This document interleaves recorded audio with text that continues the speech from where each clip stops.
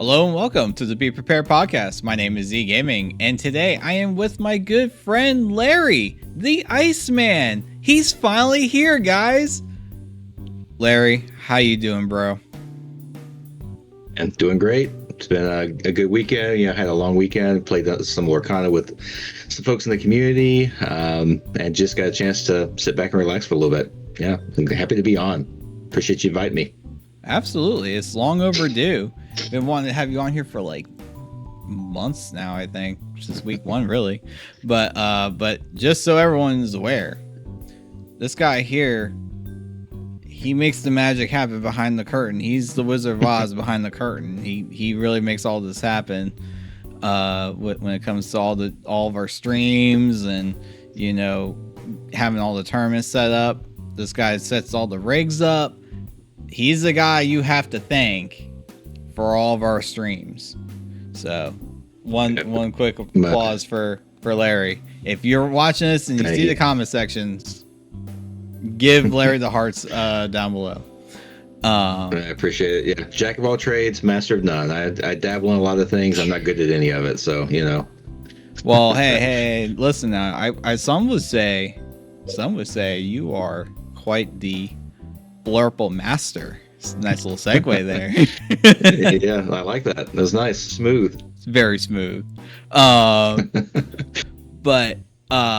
before we get to that, though, I gotta ask you this: how have you, as a player, been doing? How you like the Unthinkable Steam League? It's rare we get players on here. Yeah, the Steam League's been a lot of fun. Did not know what to expect the first season, and just got into with a great team with Gio, Chris. So it was just the whole team was just fun to play with, and we were obviously cooking up decks and just trying out different things, and had a great season. I mean, we were runners up, so. It was a lot of fun, and it was great just to get to connect with the community in a different way. Like play against a lot of players that I normally wouldn't get the chance to play against. It's great job to Mitch and everybody else for putting all this together. Yes. Spencer for building the amazing website, and just the brainchild of so many people that seeing it come to fruition and getting to be a part of it's been amazing. Absolutely. And I really appreciate your input, your efforts put into this league, because honestly, Larry, a lot of this would not be possible without the work that you've put in. So again, hearts in the comments for Larry. Also, let's address the elephant in the room before we get to the Blurple stuff from the Blurple master here. The big elephant in the room. Where's Gio? Not feeling great today. So we had to make some changes. We were going to have all three of us here, the trio, the squad, but Gio had to step away for this week. So y'all will feel the wrath of 2 weeks fold next week. The crash outs will be massive, I'm sure. So y'all get a little bit of a break this week, because Larry and I here, we're pretty chill. Yep. Speaking of being chill, I don't crash out over in like emotive ways. I crash out internally. That's my crash out. True. I've seen it. True. But yeah, we're a chill group here. Yep. Speaking of, we got a lot of snow and ice in this deck list. Let's get into it a little bit. So let's do it. I have a community request from Genkenstein. Honestly, both sound pretty badass, not gonna lie. John from the Top Deck Tipos, who asked for when and how to use tech cards. And we've hyped up Larry multiple times throughout our podcast series. that he's the guy that knows how to deck build. He's the Blurple King. He's the Blurple Sensei, the Blurple Master. He plays Blurple all the time, to the point now where playing a core list like this is muscle memory. So he makes it interesting all the time by adding weird stuff that no one understands. So yeah. I thought, let's get Larry here to talk about one of the most like represented decks of core constructed, and now even creeping into infinity. Blurple. It's a solved deck, right? Isn't it solved? Yeah, I mean, we've had it pretty much solved for, I think, really since set 9, honestly. Like, set 10 is where it really ramped up its power level with Demona and Hades, but it's like we were pretty much at like 52 guaranteed cards by set 9, especially since Bell and Hades came back from rotation. Like, it was just what it was. Nothing to really try out new there. But you say 52. So now this is the head scratcher. So what are like those 8 cards, right? But now I would say it's even tighter now in set 12. Yeah, no. But it is absolutely tighter. But I think that's where the skill expression comes in. We kind of know what the core is, and I'm going to let you kind of go through the deck. I'm going to take a back seat here and let you go through it. But I wanted to use this example specifically because I know a lot of other decks kind of do go all over the place. Like dogs can kind of go like into toys now. It can go like the orchestra list that Sailor, I believe, use. You know, it's kind of all over the place. You could go Chromacon. There's so many different builds. And then, you know, Purple Seal is like a toolbox. You could do almost whatever with that list or that color combo. So I was like, I couldn't find a good example of how to talk about tech cards. But then I think Blurple's the easiest one to do for. It's not the easiest deck to play, but it's actually a pretty good beginner friendly deck outside of its price range. Yeah. But it's good to learn with. And I think the Blurple King here down below is going to take over now and kind of explain just Blurple. Larry, the Iceman, tell me about Blurple. Tell the viewers about Blurple. Yeah, I appreciate it. Those are very kind words. And honestly, I have you to thank for turning me on to Blurple because I came in as a really green player, not green in terms of Emerald, green in terms of being able to play Lorcana competitively. And Corwin gave me this at Gamers Armory one night, and like I played like this is so much fun. And I just kind of went for it from there. But Blurple is a really straightforward deck. It's a tempo deck, but its tempo is 1, 2, 4 as opposed to like 1, 2, 3, 4. It's skipping its turn 3 play, and that's its most powerful thing it can do. Is just like being able to get to its better characters faster than anybody else. It's also a deck that has historically played a lot of evasives and some of the best evasives in the game.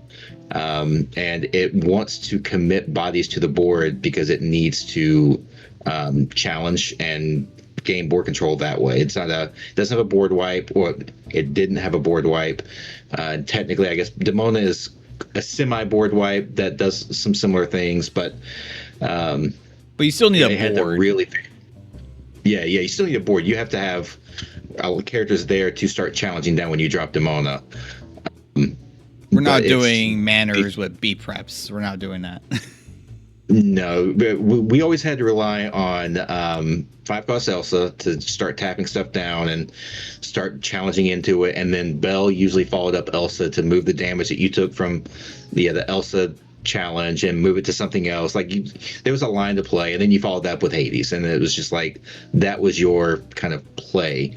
I mean, we always, pre-rotation there were tech cards you could put in when we start getting to that point, like with big duck manners and things like that. But core Blurple has always been eight 2-cost ramp cards, maybe a couple 1-cost characters to do a thing.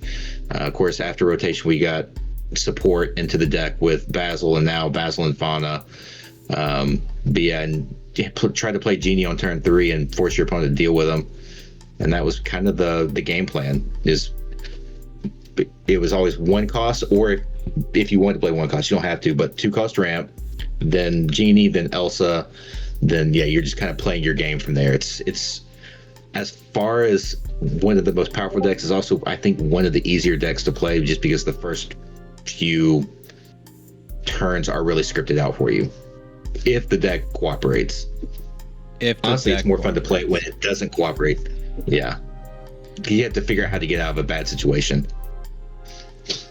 All right, so you mentioned Genie, and I know this is another elephant in the room when it comes to Blurple nowadays. Mm-hmm. Genie, is he a good card? Yeah.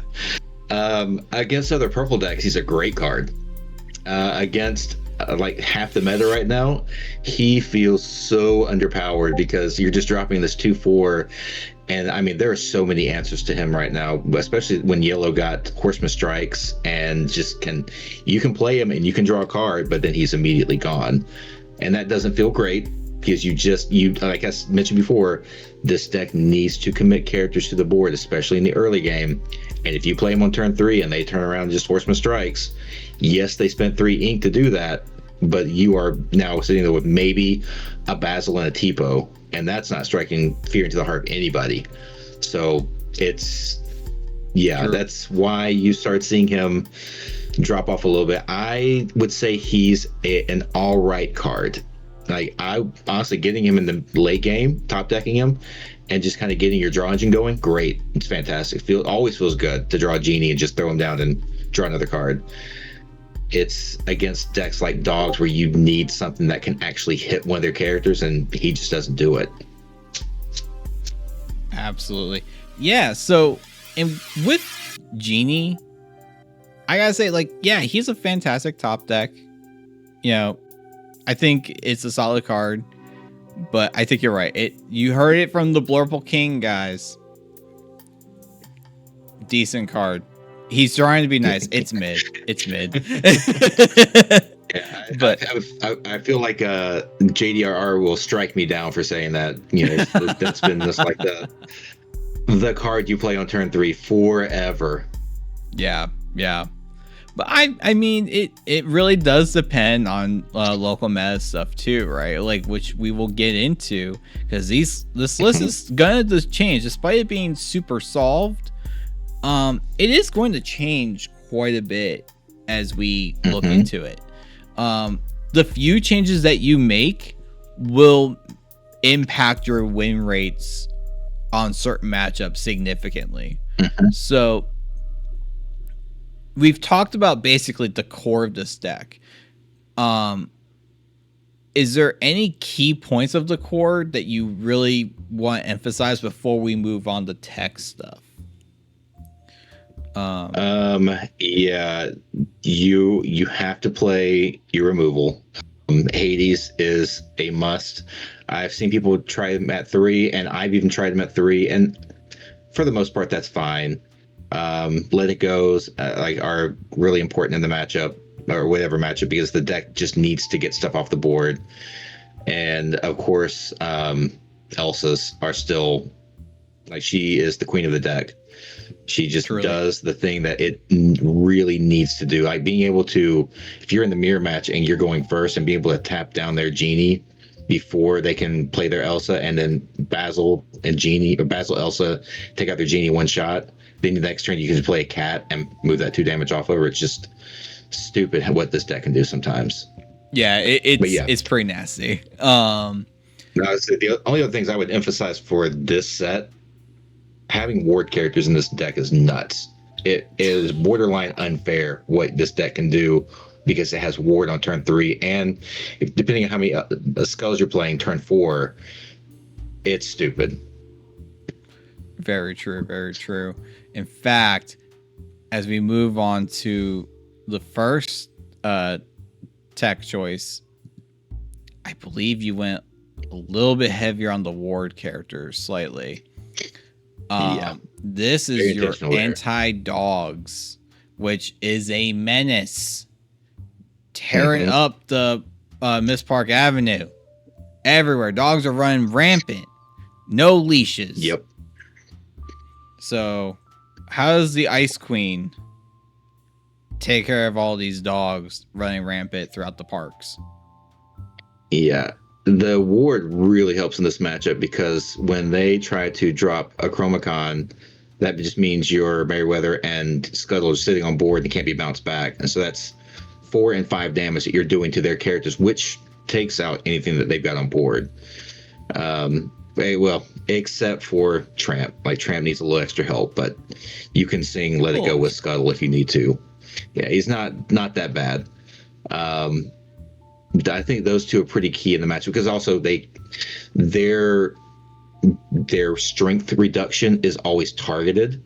There's no like you reduce 2 strength for all characters, all opponent characters or whatever. It's nothing like just swipe or wiping the entire board. It's always like do this to this character.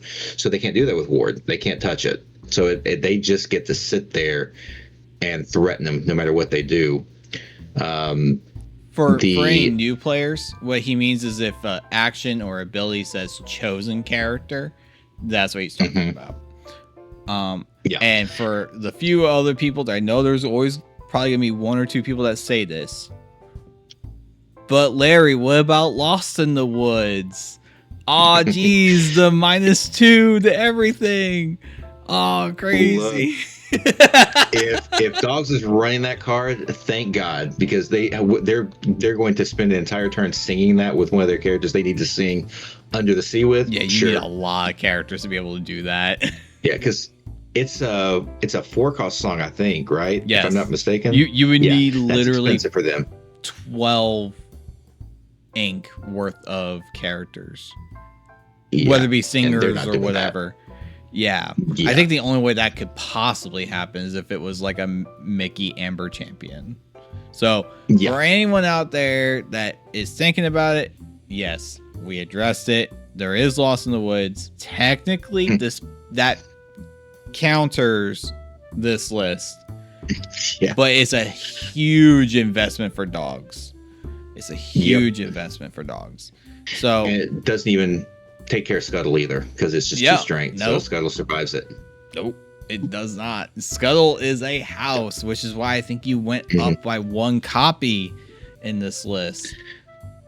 Yeah, and like just thinking about some of this and to kind of address the 1-drops here, as far as like the 2 and 2 split between Fawn and Basil, this is me being cheeky because you want to throw your opponent off. Like, how many of these are you running? Is he running all 8? Whatever. It's just it's a cheeky little like mind game that everybody tries to play when there are basically 8 characters that do the same thing, or 2 characters that do the same thing, 8 cards that do the same thing. So yeah, that's why there are 2 and 2 there. But I think you could go up on Scuttle with this. I do like Isis in the deck just because she does tap things down, and not even on curve. I don't even necessarily care about playing her on curve, but being able to tap their stuff down at the right moments in the game where they're trying to protect something like a lady or a tramp or whatever, and just being able to play her, and then really at that point you should be able to take out whatever they've got standing upright. I tend to like Tigger a little bit more on curve because, and this depends on the player on the draw. You can bounce back their grandmother Willow, and that slows their tempo down just enough to where it takes 1 more turn for them to get Tramp out. Or you can bounce a lady back if you need to, if they're getting ready to shift her. Like, there's a lot of utility in Basil, in Tigger. Yeah, and then everything else, I think it's just pretty much standard. You can play with some of the numbers a little bit. Dumbo's there because he's a decent enough body for the board. He could take out a lady if he needed to, a 1-drop lady. Hades is fine because it's really card draw on the deck because they're not going to send anything on the board back. Right, because you're almost sending back their ink too. For Tramp, like it's almost like you're taking out 2 resources at the same time against Dogs. Because Hades just lets you usually the best, and this goes again in any matchup. The best is when you Hades and then you find the Let It Go after they let you draw 2. Oh, And then if you already have a 5-drop on board, you just sing it. Or if you don't, you wait next turn and then sing it then. Like it's, yeah, the number of times I've been able to find let it go off of Hades is just unfair. Yeah, truly. Especially now that you're running Scuttles, so you have a warded 5-cost character that has a 5/5 body, so good luck trading into that, especially after a Let It Go turn. I mean, really, like, having Let It Go back for Blurple is huge in core constructed. It's huge. And with ward bodies, it's brutal. When I play against it, I get annoyed by it. It's a really good card. I'm going to ask you this question because I feel like some people will ask, especially because you are running things like Into the Unknown and Let It Go. Why no Ursula, voice stealer? She also exerts things, and she's inkable. But but we never really see her. Yeah, it's because the deck is really tight, especially at 5-drops. You are already, like, even to make room for Scuttle into the deck, just in the standard core, you had to make some sacrifices and counts for things. And if I have the opportunity to play Scuttle or Ursula, I'm playing Scuttle. Like, it's just a better 5-drop for what I need it to do. 100%. Ursula's fine.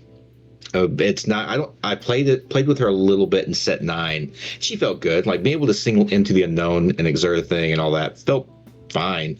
But then, we got Hades, and then Scuttle came around, and I mean, nobody in Blurple really played Scuttle in sets, I think 10 or 11, and he's only really coming around now because he's just Ward is so good. People were kind of tinkering around with him at the end of the last set in Blurple. And I was one of them, just playing around with that idea. Yeah, I remember you hyping them up a bit. Again, the guy that plays with every possible tech option possible. I even think you were on Wasabi's before everyone else was. Yeah, I had to play around with Wasabi's and Cusco's because, items and all that stuff. Items especially because of Chromacon. But yeah, it's like your 5-drops are really tight. So adding in something that's not going to give you the biggest return on investment is just not worth it. Yeah. So that, just wanted to address that one too, because I know it will probably come up. Someone might ask, so I want to make sure we get all those kind of questions out. Because she is a cool card. Not gonna lie, she is a cool card. But I think before we go from this list, you mentioned Tigger was your more favorable card compared to Isis. I'm gonna say this as someone that loves Tigger as well. He's just a big tempo swing. You just bounce like their Willow back, and it's a 2-cost Uninkables. Now as a Dogs player, you would absolutely feel that 2-cost Uninkables in your hand. Like, after it gets bounced, oh bro, it's brutal. So Tigger is a house, honestly, and Blurple specifically is a house.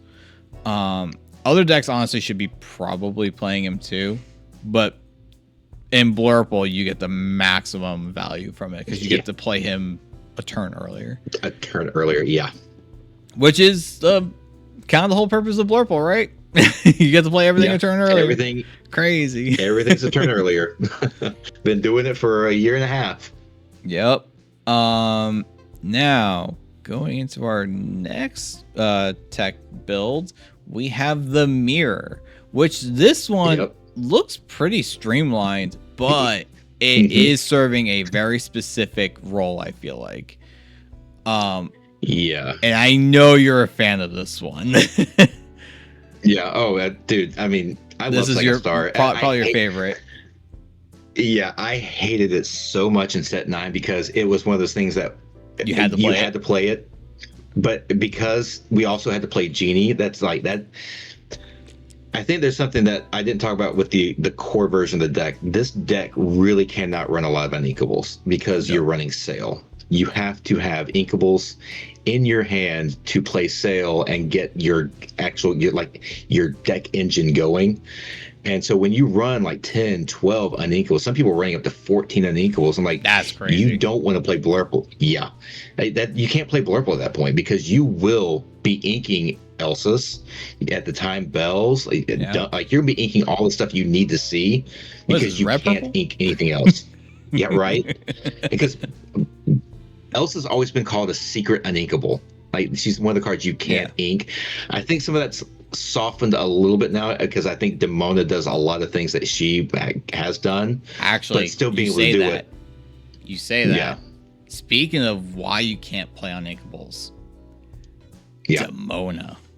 She reshaped Blurple, in my opinion, and probably a lot of like people better than me, like yourself, especially with Blurple here, would probably say that Demona reshaped how Blurple builds the deck. Like before you could play some Uninkables, but now you really want to keep it as low as possible. I know you want to at every deck, but Blurple is almost fundamental because you just need to make sure that when you play that Demona, you're getting like 2 cards on average.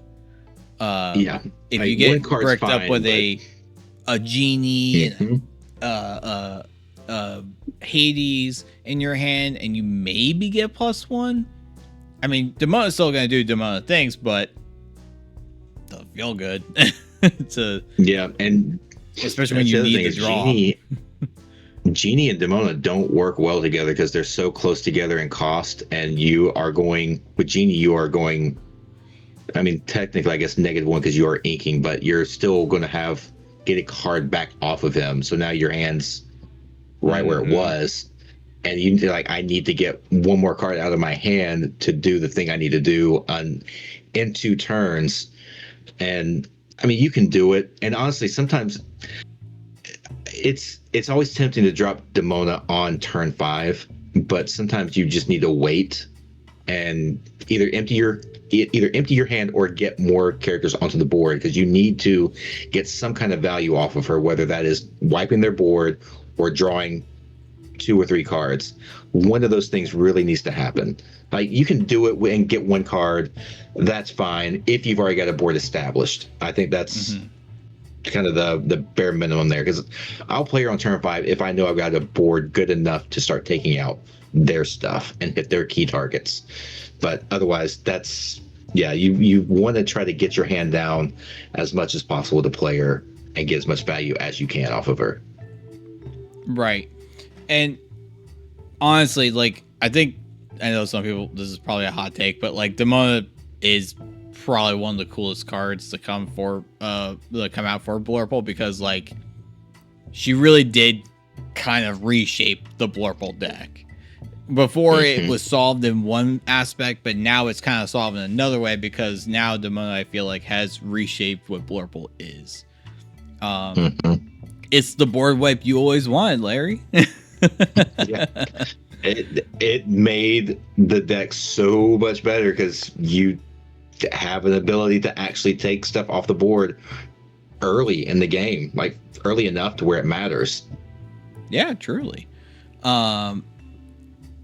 And now that we've kind of established some of the key factors for, building the deck in general again, but getting back to this Blurple Mirror, how does Blurple beat itself?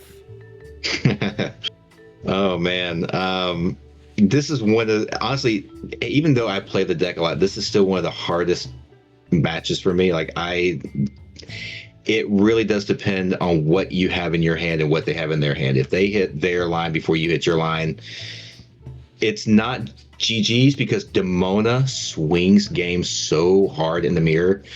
You can be out of it until you play your Demona and then swing it right back in your favor. And it's honestly why I've enjoyed the mirror so much more recently, because of that swinging nature. Even when I'm on the receiving end of, like, I've got the board control, I've got the presence, and then they play their Demona and it swings right back in the other direction, and then the next turn I play my Demona and then we just swing it right back over, and it's a lot of fun. But these mirrors are very you have to find your draw and you have to find your removal. And big thing is you do not want to ramp your opponent to 7. You want to force them to get there the natural way. They need to ink their hand. They need to make the sacrifices to get. Yep. Once you get to 7 all's fair. Just start throwing down Hades and let it go. It doesn't matter anymore. You're both there. It's just going to snowball from that point. It becomes a nuke war at that point. Y'all are really going crazy with like 14, 15 ink. Like you're hard casting second star. Sometimes I've seen you do it. Oh man, like it's crazy what y'all can do once you get to those late game turns. When you can hard cast second star and still play stuff, it's insane. It's gotten to him.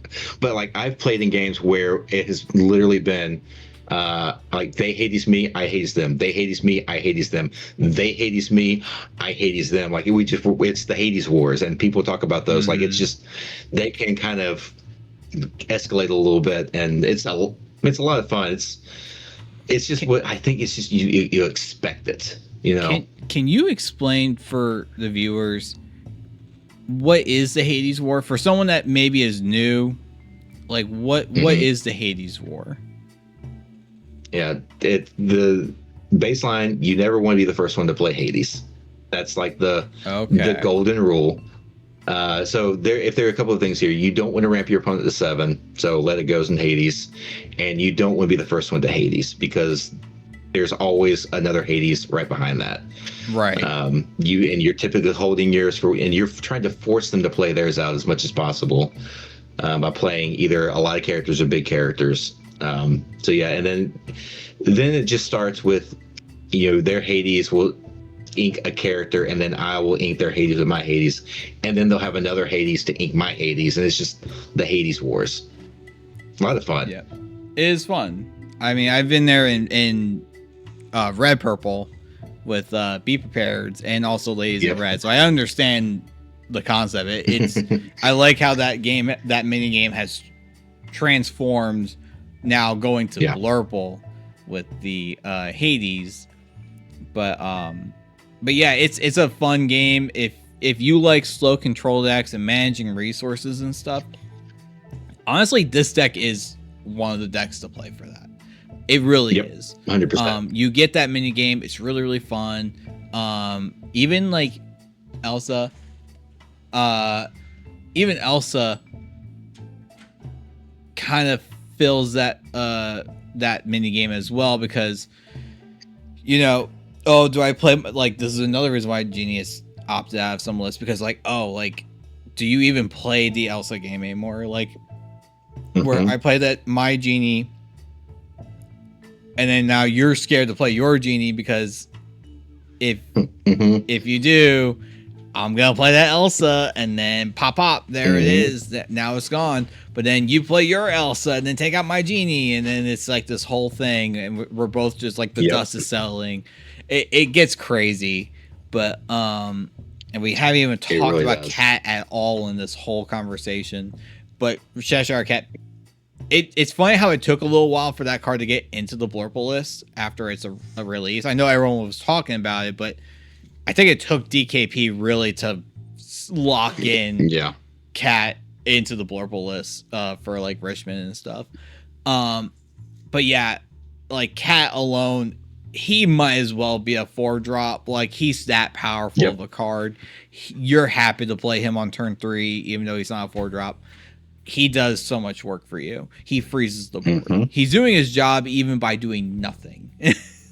But yeah, I also wanted to say even Hades, the looking for a deal one, is the same thing. The Hades Wars is now literally a 8-card war. You play the 4 blue ones, and then you have the purple ones afterwards to daisy chain those. It's Blurple's a fun matchup, but it's hard, man. You really need to know resource management. That's why Second Star is here, because Second Star is pretty much a game winner. Like, if you can actually sing this card, and you've got a 4-drop and a 5-drop that have ward, then it's almost an auto win, because drawing up 5 cards and then being able to play out a Hades the very next turn or whatever, because you at that point you probably have 6 or 7 ink anyway, so you have enough to do a thing. Yep.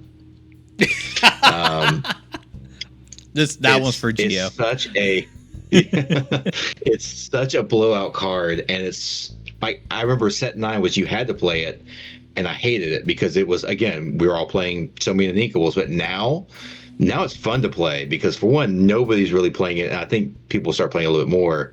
But it really is such a, only us Uninkables know it. Right, that's right. It's just such a good card. And speaking on Cat, like, I remember I was in denial. I did not want to play Cat because I'm like, it messes with my curve. I remember that. And it replaced my girl here, and I did not like that. This girl has won me many games.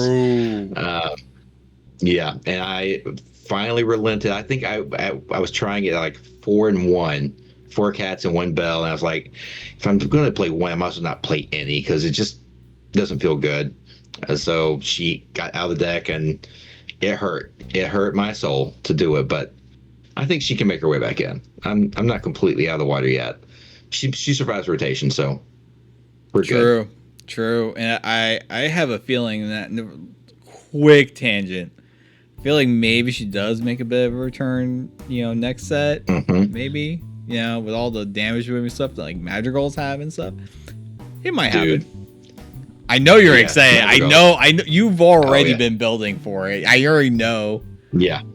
Like, you are so ready for like Blurple Madrigal stuff next set. I took Alma and Luisa to a pre-release event, and I never got to actually play Alma because I was just running 2 and 2. But Luisa's nuts. Luisa has a lot of potential. I've seen her played even in like red purple. Like, you're not even ramping for her. Like, you're just playing her outright, and she still puts in work sometimes. So, like, yeah. Good card. Hey, if you've been playing this, there's still a chance for Blurple in post-rotation because obviously they're trying to build some Madrigal stuff. Hopefully they continue into the next set, or, they at least give it more support. But now that we've talked about resource management against the Blurple Mirror, what about the other super grindy, brutal Yurple? I think this is probably one of your hardest matchups. Right? Like this, didn't Yurple basically become a thing just to beat Blurple because Blurple is a menace? Yeah, what they could do that we could not is play Horseman Strikes. And that card destroyed the build of the deck because Blurple it's an evasive deck. It ran anywhere from like 12 to 16 evasives depending on your build. Yep. And all of a sudden we see Horseman Strikes come down. It's like, oh, I don't like that. Like, Iago was already really fragile into a lot of matchups because they had actions that could target. Yeah. But now, like, it's just so tough to play against. Now, granted, humble brag a little bit. Like, the first few times I played against the Yurple deck, I still won. But you have to understand what they're trying to do and out resource them. Like, just draw cards forever. I learned that from playing, just a slight tangent, I learned that from playing against Red, Blue, and Ruby Amethyst pre-rotation, because I wasn't always playing locations in the deck, but I was playing Finders Keepers and stuff like that. So you just drew a lot of cards and you out-resourced them because they were eventually going to run out of something, and then you just start throwing down bombs and taking care of everything and just questing for 2, 4, 6. Like, you were just questing for a lot each turn. Yeah, Purple's an interesting one for sure. For those at home, what he meant by Red Purple is that he played me a lot. Because, I mean, you see it behind me. He played against me a lot. So and Geo got me one time in a tournament. I played into a B prep. Brutal. And talk about B prepared tournaments. You learned your lesson. Into one again. I did. I absolutely learned my lesson. Oh, what's bad is, like, the moment I passed my turn, I was like, oh no. Like, I realized it almost right away, and he got me, and I was like, okay, Never again. Will not do that Never again. again. Always, you're going to 7 ink. Okay, cool. I'm not playing anything. I'm just going to draw and pass and quest. That's all I'm doing. Yeah. So now you're doing the same thing here because they've got Raging Storm. Oh, you got to. So how many do we all need to know when we go against the yellow purple deck? How much ink do we need to know? Yeah, you need to make. If they have 7 ink and you pass the turn, or if they're going into 8, you're counting. You better make sure you're counting 8 ink. Yep. That's the stop moment. That's where you're like, nope. All right, I can't play anything. I need to try to win with what's on board. Or you kill a couple of my guys. All right, well, I'm only gonna play a couple guys. You know, force you to deal with them the old-fashioned way. I'm gonna push you just enough. I'm gonna push that envelope just enough to force you to play that Raging Storm. The not as cool Be Prepared doesn't have a song behind it. Well, we don't have Baker singing Raging Storm. There have been times where I have played Basils and T-Pos to the board and not doing anything with them other than just forcing them to go ahead and get rid of that storm so that I can drop and do what I need to do the next turn. Just play out other stuff the next turn, because usually you're really trying not to ink them that much. It sucks to ink a purple deck. I doing that against Ruby Amethyst never felt good because they had rabbits and they had the bounce package and they were just drawing a bajillion cards each game, so they could just play a lot to the board. And again, Blurple struggles with a wide board, even with Demona. It helps. But if there are more characters than you have and you play Demona, it's okay, cool, you can take care of a few of them, but you're not taking care of enough. And so you have to be really careful ramping any purple deck and now boost decks. But this one, I think you're doing a lot of similar stuff to you would do with Blurple, because you see I've got the second stars in here. We were talking about, you have to out-resource them. You have to outdraw them. And between that, ink runners, guidebooks, libraries to try to survive the storms, Dumbos, you're just playing anything that has the word draw on it and is good enough to run this deck. So you are just drawing as much as possible. A turn before Raging Storm, throw out 2 guidebooks and go ahead and pop them and just draw up, and then go past quest and pass turn. Have 8 cards in your hand ready to go for the following turn. That's just perfect. What you need to do. Perfect response. And I see you with the 2 libraries. Perfect answer to a board wipe. You just drop those the turn before and you just say, do it. Yep. And you have to, with those out, you have to be able to protect the library to a degree, because you have to force them to Raging Storm. And so anything they put down on the board that could take it out, you have to answer it, and you have to force them into it. Speaking of something that could answer a library, I know some people will probably ask or mention it. I'm going to say this. I'm going to make a take. This deck beats the crap out of Monster OTK. You have a card called Hades and Let It Go in your deck. Yeah. You beat Monstro combos. That is not a problem. Yep. It was a fun thing that Zan did in CCS, and it was good. And I don't think it's a bad deck by any means. But no, it's not. It's very fragile. It's, now that we know what it is, it's very easy to take care of. You just hold your Hades or a Lego even for Monstro specifically. Their job is going to be to force you, kind of like how you're forcing them to use their board wipes. They're trying to force you to use your Be Prepared, or your Be Prepared. Your Hades. Yeah, basically. It's effectively the same thing because they're not playing that many characters anyway. Yeah. But what I will say is, when we're talking about yellow purple right now, we're talking about those really grindy, Raging Storm, their own libraries, control decks, which I will say, because Larry and I were going through, just so you know, this is the last deck list that we have for today, but you haven't seen Larry's full power level. This man had 10 lists ready for me in a file. And I was like, brother, we'll be here all night. So we went with like the 4 that we thought were like the most relevant for our area, our meta in North Carolina.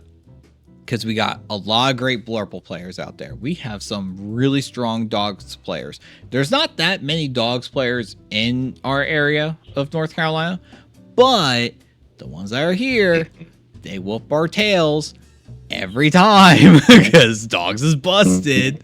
So it's one of those things like you have to be able, you gotta know how to beat it going into Top Cut, because you're gonna find the Dogs player in Top Cut. Looking at you, Paul. I'm looking at you, Paul. And I gotta mention him because Gio will kick my tail if I don't. And also, let's be real, he's our buddy. Bo. Yep. He's the GOAT. I can't mention Dogs without mentioning Bo. But we have very strong Dogs players as well, so we mentioned that one, even though there's only so many in our area. But then something that's really popped up, especially in North Carolina, Yerple. Yerple has really picked up a lot because Blurple is so popular and because people know that Larry exists. So you have to have something for Blurple, because if you run into Larry, you're cooked. So I don't know about that. But being serious here, like, these are probably what you will see if you are playing in North Carolina. And of course there'll be some other things like Ember Steel. He had lists for those as well, but all in all, most of these lists around, you can flex a couple cards or two. You can make the changes to handle those matchups. This list even goes well against green blue, right?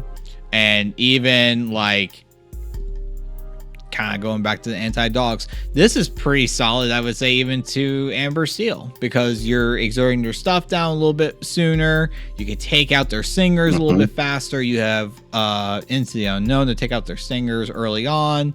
After they sung something, you can retaliate with the Into the Unknown. You have options, and you have ward characters, so they can't even shoot your stuff down anyway. So we didn't go into every matchup, but these deck lists are pretty good to multiple decks, which is why Blurple's so strong. And I think something I would want to talk about with, like, when you're looking at tech cards, I don't know if we were getting ready to talk about this, so if I'm jumping ahead, let me know. No, you're good. When to tech and all that. Yeah, we talked about tech cards, but now we have to think, when do we tech? How do we tech? And I think one of the first things I would suggest, and I'm kind of range this from like new players to experienced players. If you're a new player, I think you just play the deck. Just play this. Get your butt whooped. Play the core deck. Just find out why you're getting beat by these other decks and go, okay, what can fix that? But you need to understand how the deck works first. I played pretty much stock Blurple for the first 6 months, 8-9 months, something like that.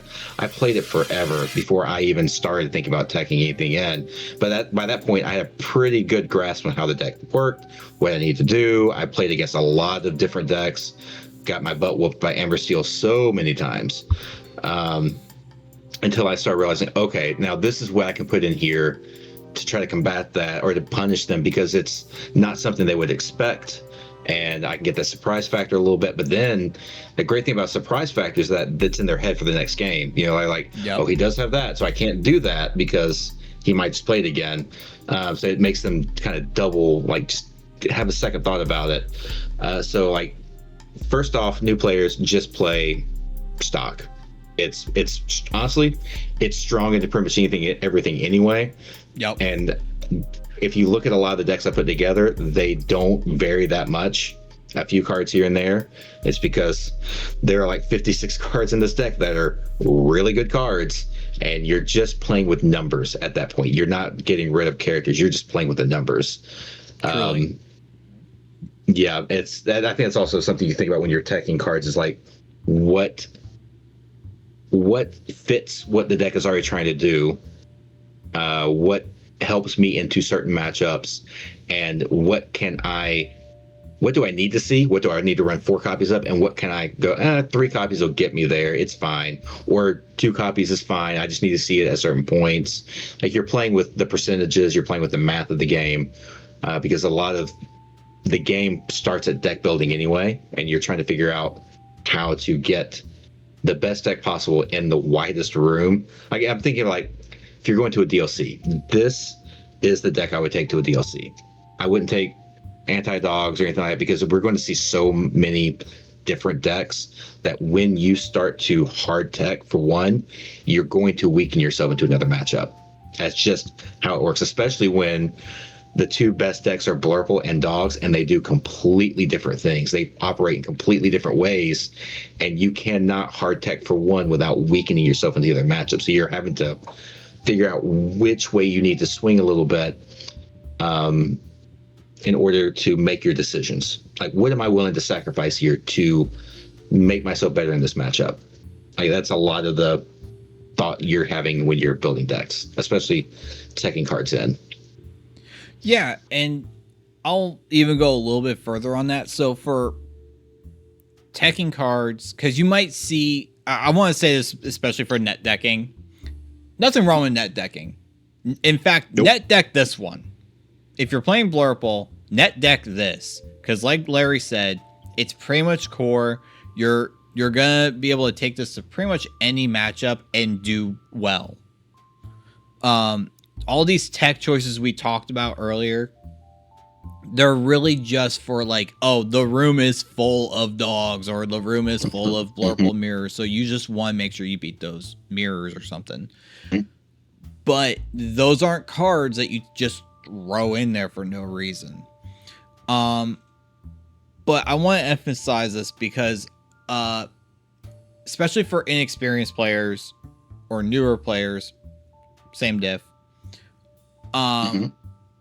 What some people will do is they say, "Oh, I want to play Blurple," and they just look at who topped a DLC or something.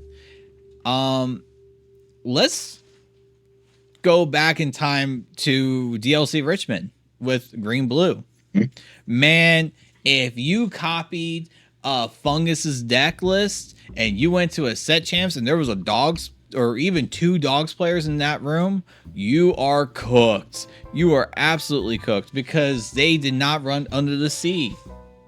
They were not running under the sea, and they accepted the fact. They talked it through, did all their data gathering and stuff, and said, hey, yeah, we're gonna lose the matchup against dogs, but dogs is like what, 8 or less % of the room of like 2,000 or 4,000 players, whatever. So we'll take the chance, right? We'll take the chance, and it worked out for them. But if you go to a set champs and it's like 12 people to like 30, and there's like 3 to 4 dogs players, you can't do that, because one of them for sure is making top cut. And thank you. Just got food. And one of the things that you have to take into account is how often are you seeing these matchups. So don't necessarily just copy paste a list. Try to find the context behind it. If there's maybe comments on the list, like, you know, some, like on Dreamborn, sometimes they will put notes in or something. Try to see if they have that handy. If it's a content creator, maybe they have like a YouTube link to that deck list on Dreamborn, so maybe you could watch their video. I highly suggest that. And then you can get more context on the deck list. You can copy and paste a list, but if you find yourself losing to a certain matchup, maybe then it's time to start looking at the tech options that Larry's been talking about, or, you know, for whatever deck list you're running. And that's something that I think a lot of people fall into early on. That doesn't mean that you don't grow out of that. Everyone does. Everyone does it. But it's something that I, as someone that runs the Be Prepared podcast, getting you ready for your next game, you know, that's something I want you to be prepared for. I want you to be ready to say, oh yeah, I listened to this podcast last week. They said, hey, watch out for kind of like just copy and pasting the deck without fully understanding. Even our last episode with me and Gio, we talked about time and going into a tournament and not fully understanding your deck list. You know, maybe take some time to really evaluate the deck list before just jumping into it, because it will actually help you improve your games. You know, Larry, you played this deck for like over a year. So yeah, I think it's a year and a half now. Yeah, year and a half. This guy can play this deck in his sleep. Yeah. But you know, when you started, yeah, it was a rough, bumpy road, man. It was a lot of trial and error. I mean, I played red purple. I played red purple aggro when I first started. I played the red purple control back in set 1, but then everything sped up in set 2. So then I started playing aggro, and then I went, oh wait, no, what am I doing? I should just play control, you know, and things went up and down for me even. But all this to say, you know, getting yourself prepared before a tournament or even a local night, if you want to improve your game, research is good. Shocker. But, you know, hey, look into the deck list that you're finding and really take the extra even 5-10 minutes just to read up on it. It will save you a lot of headache. Anything else on that before we move on to the Unthinkable Steam League? Yeah, just to kind of follow up on the researching thing, one of the biggest things that helped me, besides playing the deck, was watching people play the deck. Like, find stuff on YouTube. Like, if you can find duels replays, or if you can hop in and spectate, just watching people play the game and seeing the decisions they're making. Dude, one of the biggest things that helped me, because I'm always going, okay, this is what I would do. Oh, they did that. Well, why did they do that? And why was I trying to do the other thing? And then you see how it plays out, and you're like, oh, okay, now I see why they did that. Like, it's just so huge watching other people who know what they're doing play. And that goes for any deck. That's not just Blurple. That's any deck. If you want to play yellow-red boost, you need to watch somebody who's played it enough that knows the lines and knows how to play it. If you want to play yellow-red toys, do that. Like, just play the deck and then watch other people play the deck. I will even add on one more thing to that, and I promise we will move on. So one thing I would even take into account is, like you said, like watching other people play on, you know, Fight Club and all that, or finding guides online. Speaking of guides online, there is a website called Metafy. I know some people like it, some people don't. Mm-hmm. I totally understand, Mm-hmm. but it is a good resource. Our team Uninkables, we use it all the time. We don't make content for it, but we use it. Like, we find really good players with really good guides, and honestly, a lot of them are really, really good. If you know who you're getting it from. And I will say it is a cost evaluation process. If you are someone that is a bit more on the casual side, you maybe will only go to like 1 or 2 set champs. On average, and this is assuming you were gonna sell the prizing, right? Typically a playmat goes for around $80 to $100. A promo, they've been doing better. Now they're starting to be around 40 to 50. But you know, we've had some go as down as like $15, and then maybe max is 50, right? With like Maleficent Dragon or something like that. You should take a bit of a cost evaluation to that and be like, okay, do I want to spend $20 on a Metafy guide that really I will only take advantage of maybe once or twice for a season? Because a lot of pro players, they'll make a new guide, like one for each set, because the decks typically do upgrade and do change over each set. So a lot of them do that. So is it worth it to you? This is a you call. Is it worth getting these guides? if you only do like 1 or 2 set champs or something like that in the whole season, probably not. Probably not, I would say. Just, you know, find like free resources like YouTube videos, the Uninkables community. If you're in North Carolina, like you're in the Uninkables community server, all of us are willing to help you. So just hop into the chats. If you're watching this video, leave comments below. I am more than happy to help you. Gio's happy to help you. Larry will probably hop in comments and help you. We like to help people out. That's what we do. But let's say you are locking in for a set champ season. You're gonna get those Woody playmats. You're gonna go to 2 every weekend. Sure, yeah, go ahead and drop like $20 to a content creator who's a pro player that you trust and believe that they can make a good guide. There's some good ones out there, and that's a cost evaluation process. Yeah, all right. Well, if I read this guide and watch videos and take the time to research and practice, and because of that, I spent $20 so I could win 3 play mats and like 5 promos.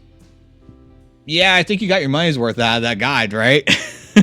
So that's just another resource that some people actually don't know about. I'm just addressing it here. If you see Medify stuff or hear about it, that's what they're talking about. It's a website that pro players typically use to promote themselves and provide really in-depth guides, but they do usually cost some amount of money to them. So just take that into account when you are looking for information on a deck. All right. So yep, we're locking in, going over the week 2 Unthinkable Steam League.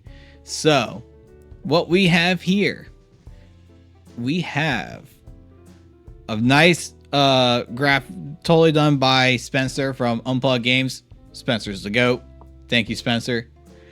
Has saved me and Larry's lives many times when it comes to our streaming stuff. Yes. Oh yeah.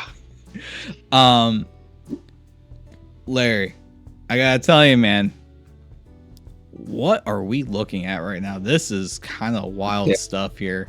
I am not expecting these colors to be at the top here.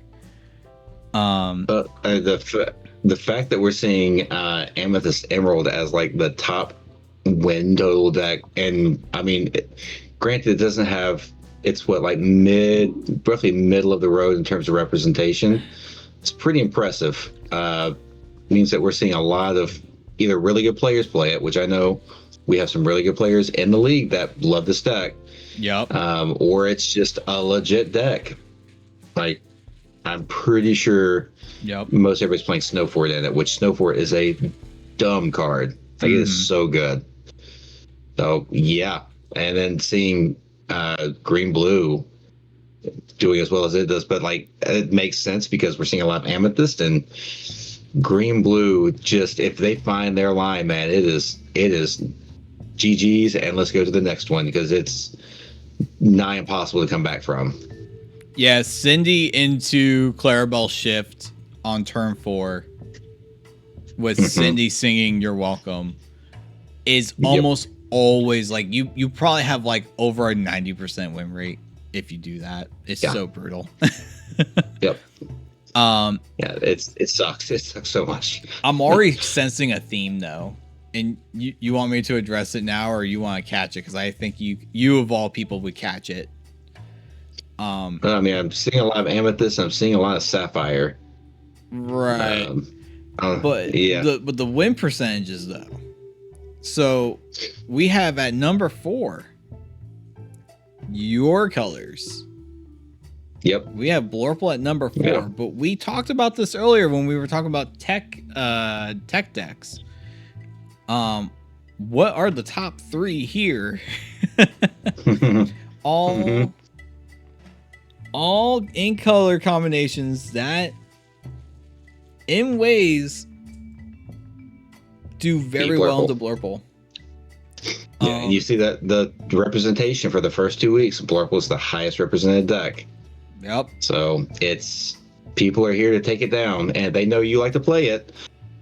They will tech for you hard. This guy. So you have to either you have to get lucky, and you have to be able to play the deck. It's just I definitely have gotten lucky a few times, and I will take it. I'm more than happy to be lucky. Sometimes it's better to be lucky than good. But there's also like a level of skill when you are playing into somebody that is like, I'm coming to take you down or take your deck down. You have to know what you're doing. You cannot make mistakes. You do, and you lose. Very true. Very true. I mean, that's one of the unique factors of our league that's really cool, is that like players build reputations within the league, and then like you know, like Larry's the Blurple King, he's the Blurple Master, the Blurple Sensei. So, you know, everyone always texts for Blurple when they know they're coming after you. So it makes sense to see Ember Amethyst, Emerald Sapphire, and even Amethyst Emerald rising to the top, because Amethyst Emerald Snowforce has traditionally been pretty hard for Blurple to deal with. They just out-tempo you, and you fall behind. Now, I will say that I think the ward characters that you've gotten recently do help this matchup quite a bit, but it's still a pretty tough matchup.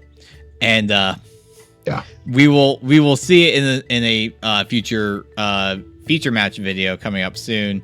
One of these is not what you think it is. One of these W's. Shout out to my boy Dominic locking in against Blurple with my favorite deck of current core constructed. Yeah, you already know. You already know what my favorite is. I hate that is such a hard tech towards Blurple. It sucks. So, because there's literally nothing you can do. Nope. It is inevitable. It's just, inevitable. Oh my god. Yeah. But then also we got the Baja Blast decks with the Clarabelle Shift and Cinderella's. Very cool deck. We have some very notable players that played this deck very, very well.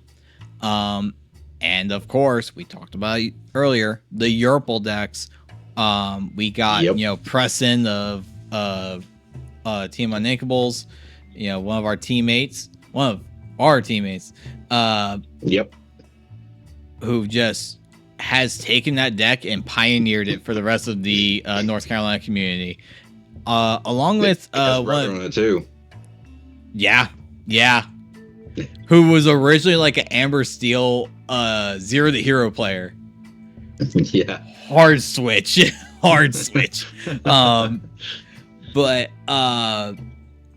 But we also have Megan, one of your teammates for this league. She has piloted it very well last season, and she is continuing to do so going into this season, it seems like. Love to see it. I think like she switched over from Blurp because she played that for a little while, like a few sets ago, and this honestly it's not that big of a switch. Like you still have your turn 2 ramp in a lot of ways, and you're playing purple cards. Purple cards are really good, and amber cards now are really good. Now, gotta look into this 5th place deck list or deck color combo, because I know you're quite a fan of it as well. I'm gonna give a shout out to my wife. She has now called this the Happy Meal deck, the Amber Ruby Happy Meals, because we now have Ruby Amber toys roaming about. So we gotta get those Happy Meal toys running everywhere, causing chaos. Baby heads and Jessies, and lowering your stats and buffing my own stats and banishing our own stuff to drain lore and stuff. It's crazy. But we also have the boosts. We still have boost Ruby Amber decks, good old boosties that I would say John, the Condiment King, and yourself have kind of pioneered for the community, and eventually it took the Community by Storm just became commonplace in North Carolina, to be honest. Yeah. I mean, Fred Easy also another teammate for the league for me this year. He played that deck to great success quite a few times. Like I think he finished second in set champ. I want to say he won a set champs with it. Like it's a really strong deck. Like Scrooge is John? just a really good card. John won. Tread Easy. Oh, Tread Easy. John won. Yeah, John won. I think Richard Tread Easy did win one, I believe, with this deck. It was either that or Blurple. I can't remember. No, it would have been Baja at that time. But yeah, one of those two. If not, it's a really good deck. And the fact that we have two different versions of it running around between toys and boost is a lot of fun too. Like seeing it actually get some love, and just it's a testament to how strong Amber is right now. You could probably pair it with any ink and have a pretty viable deck. Like it may not be tier 1 or tier 2, but it'd be a viable deck. Isn't there like 3 decks technically? Because there's like the hard, like just straight boosties deck. Then there's the Sid's toy box, which is now Happy Meals. And isn't there like a Maui Shark like Olaf Drain Your Lore deck as well? So there's really the boost deck. The boost. Yeah, like there's like there's 2 variations of the boost deck. Well, people are trying to do a Mulan deck right now because Dale is such a good card. Gosh. But that one's a hard one to pull off. There's some cheeky ways you can get around it now. Well, I will say the boost Gaston is kind of like you play him and force them to turn sideways. It helps. True. There's ways to get inevitable. Yeah, and the new 3-cost song that we've been talking about, the pressure song, like again forces them to turn sideways. Yep. And so if you play it right, you could potentially get the effect off. It's hard. It's still really hard. I played around with it a little bit, and it's not an easy one to get. All right, and then kind of going down a little bit. We'll kind of speed up on some of these because we're kind of getting a little late here. The Ember Steel decks traditionally in our league have been about right at that 50% win rate. This is what I would expect from Ember Steel. It has really strong matchups. It struggles in the Blurple, but it kind of beats most of everything else. But when half of the league is running Blurple, you're gonna run into some problems there. I wouldn't be surprised if I see this color combination go down a little bit in representation, but only a little bit because it still is Ember Steel. It is strong against like literally everything else pretty much, and it's a fan favorite, let's be honest. Ruby Amethyst, my colors. This is the color combination like I will probably die on that hill. But it's being ran by like 2 people, and it's like a 50% win rate in most cases at best. It is the rogue deck pretty much of like the more common deck colors. It's like the last deck color combination that really sees play. Ruby Sapphire, kind of interesting to see. I know we saw quite a bit of it being represented by Chris in the last league in your team for Accomplished Mystics, but outside of him, didn't really see any success. But seeing other people pick it up, probably in a different way, because let's be real, you ain't gonna out jank the Jank Master. No, these decks are way different than his build. Way different. Yeah, I think it's like a Robin Hood thing with Maui Sharks and all that stuff. And I feel like they're bringing actions. Yeah, definitely different from what he was doing. But something that a lot of people are familiar with, and it's kind of shocking to see it this low. Amethyst Steel. Purple Steel here with a 37.5 win rate. Let me tell you in one word why it's this low. Blurple, this guy. Over here taking them all out. this is almost a free matchup for Blurple, especially now with the ward characters. It's free. Yeah. It's free. They just don't have a chance. I expect this deck to keep falling. Yes, it does well into other decks, but when half the room is Blurple, unless you're doing like the burn thing with Purple Seal, like that's the only. I think that's the only chance you have against Blurple is if you're running burn.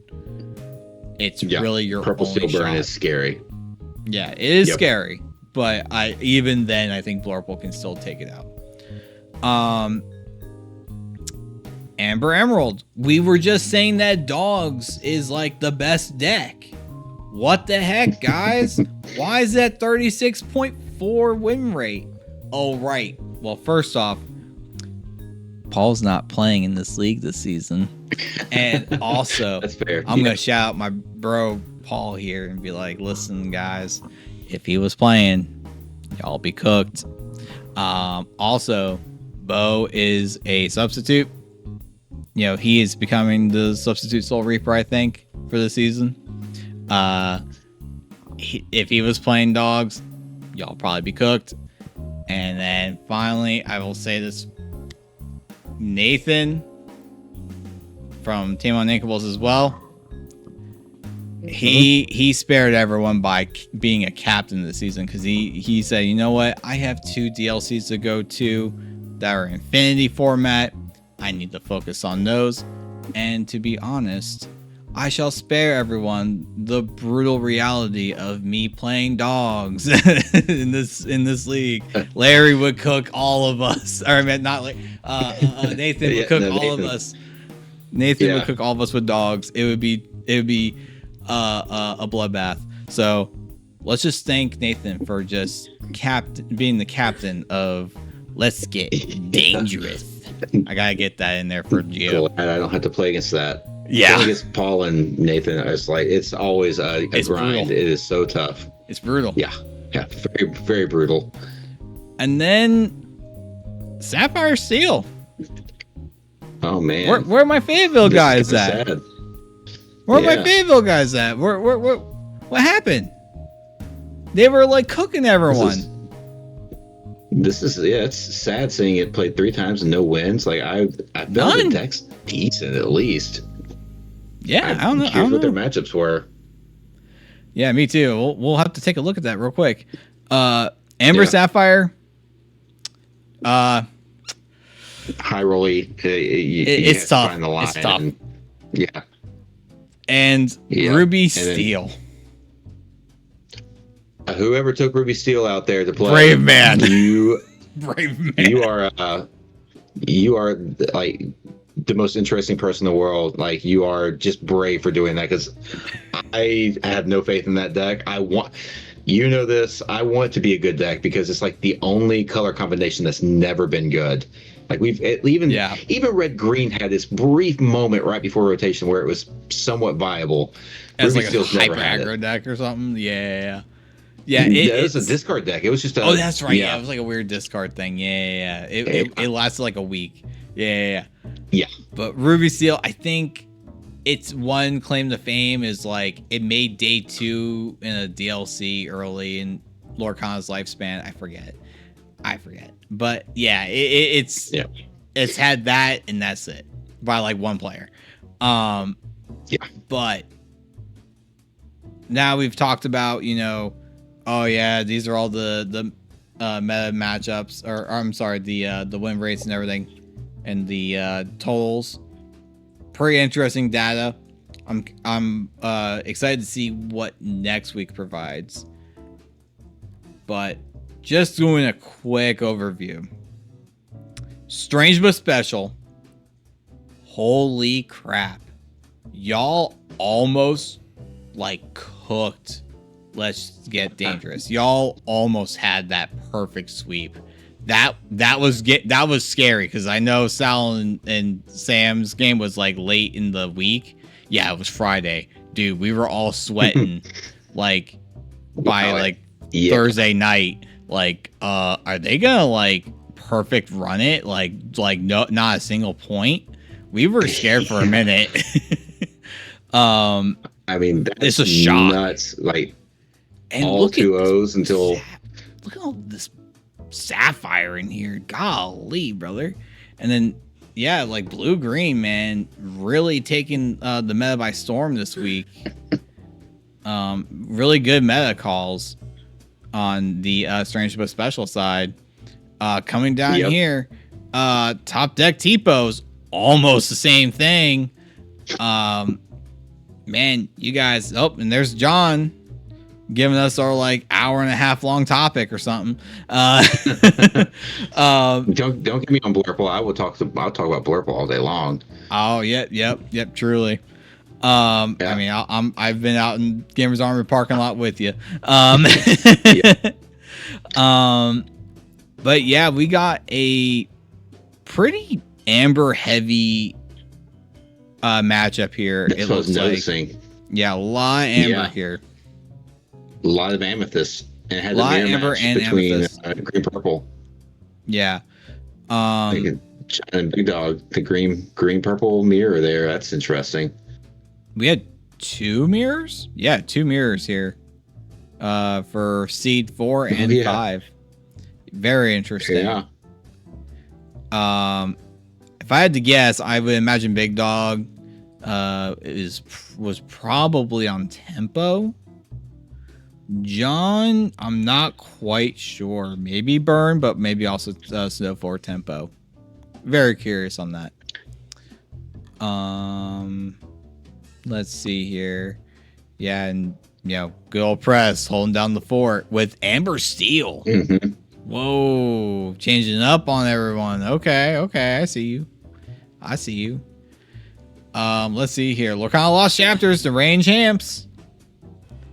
I thought they were gonna get the win, but instead, we got a tie. First one. I think this is our first tie in the league. Man, Space Goose coming out strong, fighting against the reigning champs right now, making them have to fight for every single point, to the point that they tied. It's crazy. Man. And looking at some of these matchups, like they had some good calls to take for decks to take out. Yep. Like Amber Steel feels like a pretty good call against Green Blue just because it can get underneath them. Like, yeah, these were good calls by the players. Truly. I mean, that's been historically lost chapters like MO. They study really hard for their matchups. I've talked to Chad a bit. He's let me know that, like, yeah, man, this team, they sweat for. They're going for the wins. They are going to study what you've played and all that good stuff. They are good players. Y'all better be ready for the reigning champs. If you see that golden ring on that team profile, you better know, oh yeah, we're in for a week. And it's a testament to how good the Space Goose squad is to tie with lost chapters. I think they're gonna have a good season. I think they're gonna have a good season. Yeah. And then finally, Lore Club against Quality Quacks. Yep. We had managed to pull it out. Yeah, managed to pull it out. It was a little close. I will say, out of all these, other than of course the tie, I would say this is probably the closest one. Yeah. I will say it's kind of amusing to see the bit of team kill here with the Iceman having to go up against Josh there. Yeah, like we were on y'all cooked together. Season. You were on the same team. Yep. And I had the high ground. I was thinking about high ground. I saw last week's episode. Yeah. I thought about it. I was like, he's going to probably go run green blue. Should I bring Blurple? I was like, he knows I'm going to play Blurple. It's fine. I'll just take it and I'll do what I need to do. These were some, like, just following the threads as people were playing their games. Like, they were really close games. A lot of really good players on Quality Quacks. Very led by true. their captain, Josh. Like Joker is such a cool guy. Like, he's trying to lead that team well. So He is trying really happy hard about to him. lead his team, and I think he's doing a good Yeah. job. I Absolutely. gotta say, I gotta appreciate Joker for stepping up to be a captain. It was one of the things he wanted to do when he joined the league, and I'm glad that he gets to do it this season. And I hope that he continues to do so in future seasons, because honestly, I think he has the potential to lead a team. And I want to see him grow these players to bigger heights. I do want to see, though, real quick before we leave, who was it? Who was it? Oh, I see. So our metadata is covering from You're covering all weeks. All weeks. Oops. Oopsies. Yeah. That makes things a little bit different, doesn't it? Oops. All right. Yeah. So just real quick, Amber Emerald. Wow, that changed a lot. 3-0. 1-0 for Ruby Amethyst. Amber Amethyst. 66% win rate. Wow, that changed a lot, actually. Holy cow. Whoops. Sorry, guys. Yeah. but wow. Purple Steel, how the mighty have fallen. 0-5 is 0-5. Bro. Yeah, that's got rough. Slapped. This deck was a really solid deck last set. Some people thought it was the best deck. Yeah, it's not doing too well. I'm looking through the week right now, and I don't know. Here's the crazy thing. You're talking about Purple Steel having a rough week, like maybe against Blurple.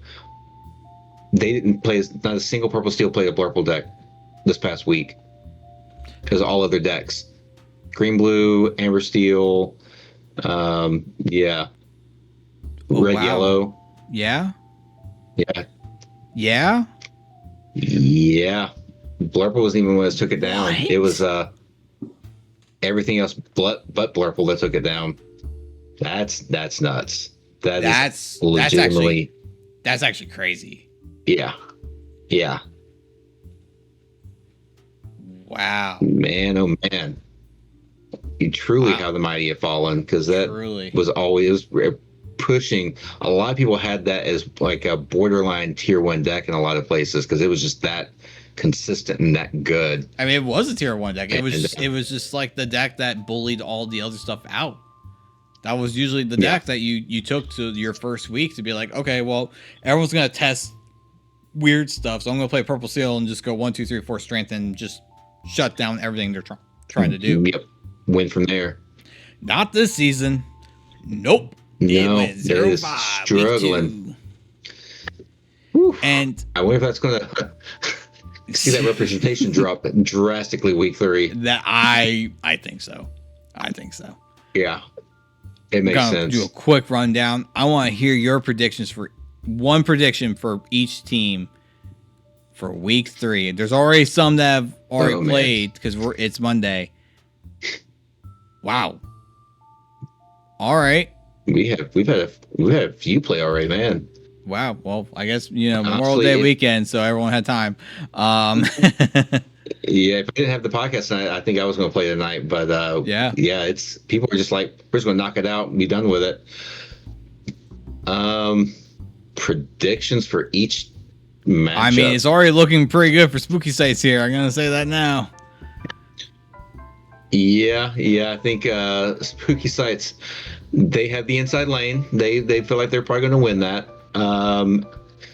Seeing and they got Strange the but Special, I know Mitch is still left. Yeah, Mitch has got a pretty stacked team, but I mean, Space Goose is pretty good, being led by Jacob and JD there. I would say that even though, man, I'm gonna give Strange but Special the slight nod there, just the slight nod. Okay. Top deck versus Quality Quacks. Another tough one. Oh man. I know Red Lore, H Unit, those are 2 really good players. Oh, there's the Brave Soul. There's the Brave Soul for quality quacks. So it was this week that somebody decided. There it is. You need to reach out to them, and we need to find that deck list to see what they were trying to play, because I am really curious now. I will shout that out in a heartbeat. And of course, we've got our arch nemesis from last season, Lost Chapters versus Lore Club. Ooh, I guess it's really just you and me. Rematch. It's our arch nemesis. Yeah.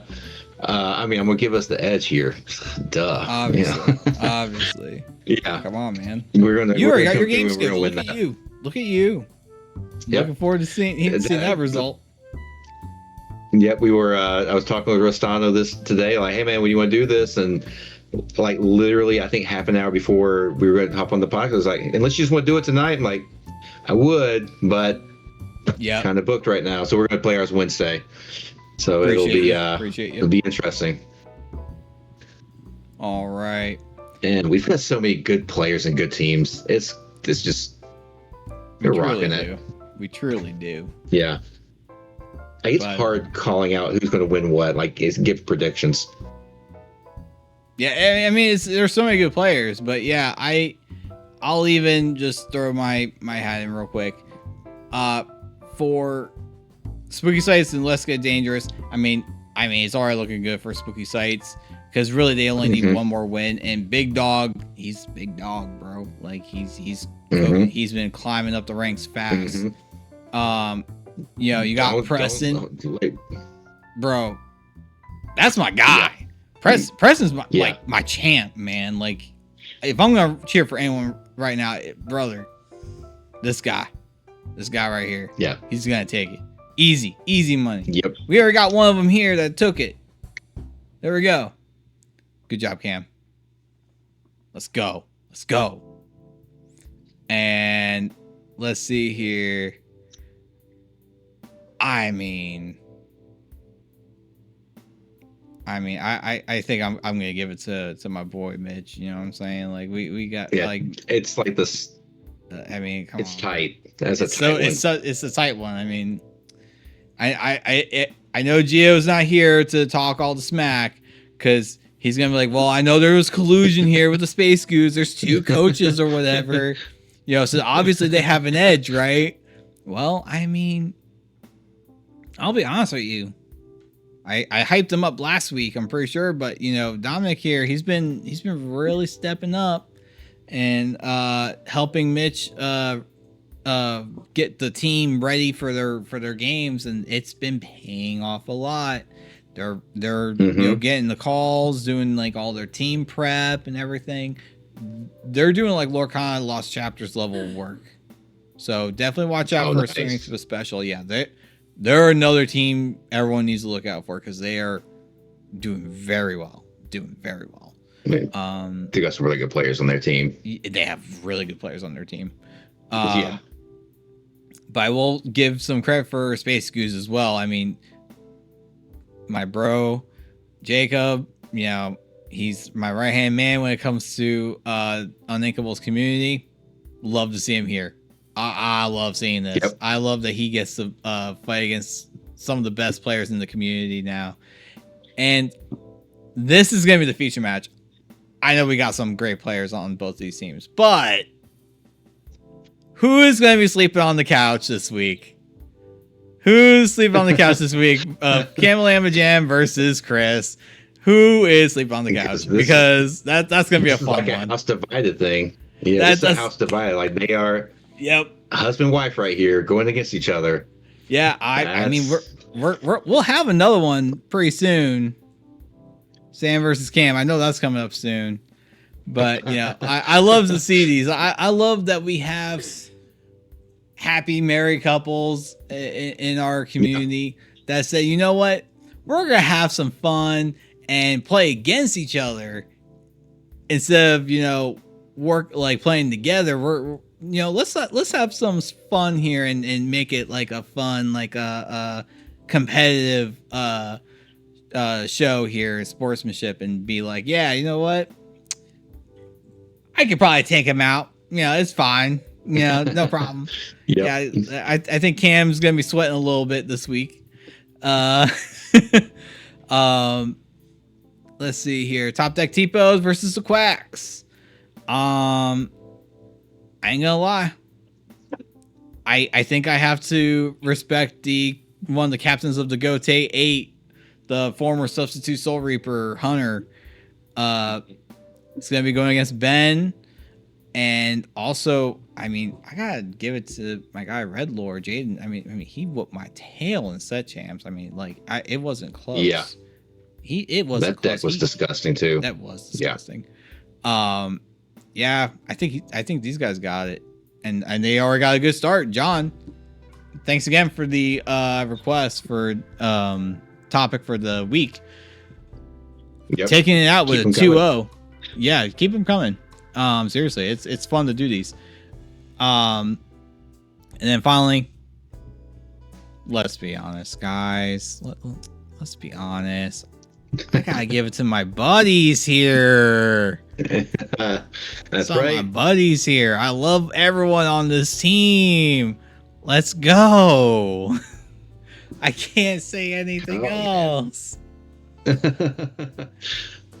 But yeah, man. But honestly though, it's great. It's great. So that I honestly love playing against Lost Chapters.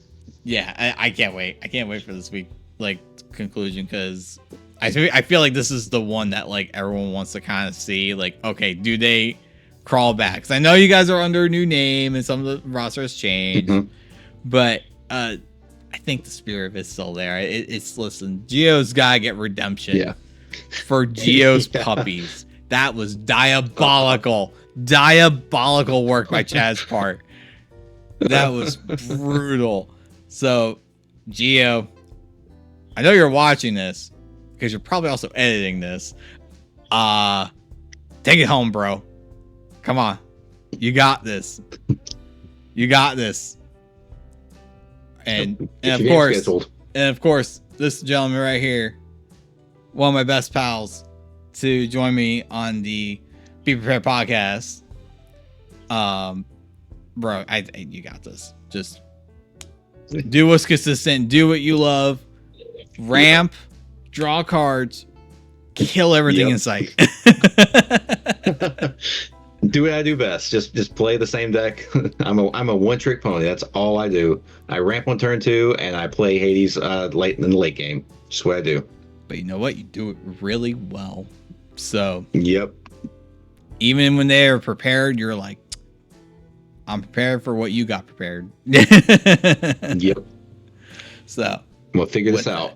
Yeah, I think you guys got it. All right, guys. We're going to close out for the night. It's been a long podcast, and it's been a lot of fun, but we have to head home. So, yep. My name is Z Gaming. This is my great friend, Larry, the Iceman. It's been a pleasure, brother. And thanks for having me. Absolutely. And this is the Be Prepared podcast, getting you prepared for your next game. We are signing off for the night. Happy questing.